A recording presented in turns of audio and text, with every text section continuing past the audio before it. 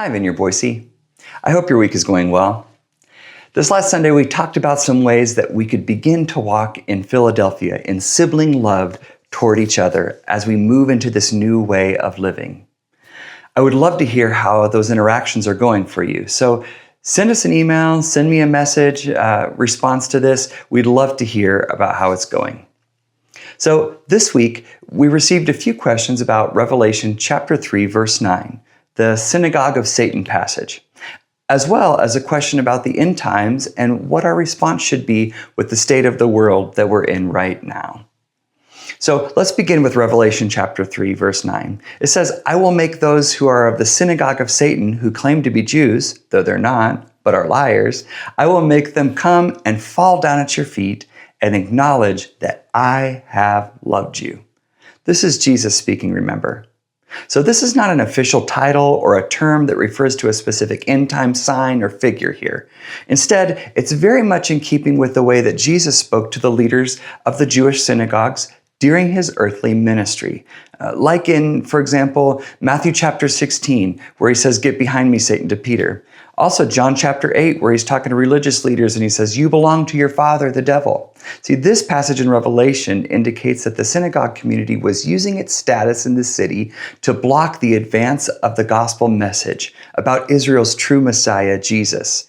It's not like today where there's, so to speak, a church on every corner or a synagogue on every corner. We could actually assume that there was this community of several thousand Jewish people in Philadelphia at that time with its own community life and a group of Christians, a church, that could have been as few as only 2 or 3 dozen.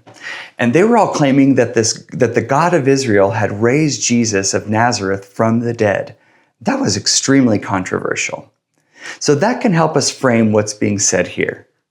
It's also not an anti-Jewish situation, but because so much of the Christian church at that time would have been Jewish, it is mostly a question of which are the true Jewish people. And here, Jesus is settling that contest, saying that the ones who follow the Davidic Messiah, the one who has the key of David, right? Or the one who came through the line of David, those are truly his. There's so much going on in the world right now. It could seem like a pretty scary place, an unsettling place. And in these times, however, the church, the children of God, can shine the love of Jesus even brighter into a world that's so lost in darkness. The New Testament book of Titus has a few things to say about this. And this is where I want to transition into talking about how we're supposed to live in the end times. In the book of Titus, chapter 3, it says, God's people are to devote themselves to doing what is good. These things are excellent and profitable for everyone. Verse 9, but avoid foolish controversies. This is verse 9 of chapter 4. Avoid foolish controversies and genealogies and arguments and quarrels about the law, because these are unprofitable and useless. And then in chapter 2, verse 11, Titus says, "For the grace of God has appeared that offers salvation to all people. It teaches us to say no to ungodliness and worldly passions and to live self-controlled, upright, and godly lives," look at this, "in this present age, while we wait for the blessed hope, the appearing of the glory of our great God and Savior, Jesus Christ, who gave himself for us to redeem us from all wickedness, to purify for himself a people that are his very own, eager to do what is good." Also in 2 Timothy, Paul says, he has a lot to say about the state of the world and how we as Christians are to live in it. I would encourage you this week to include 2 Timothy chapter 3 and 4 and the tiny New Testament book of Titus in your reading this week and see how God might speak to you. As we think about the world that we live in, it's so important to remember that we are to be salt and light here. We are to flavor and bring light. We are travelers here, like Abraham. We are looking for a city whose builder and maker is God.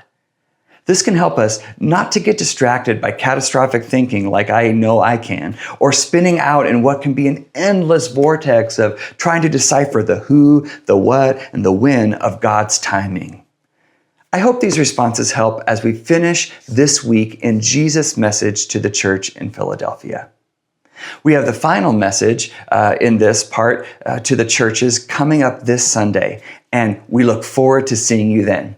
God bless you, Vineyard Boise.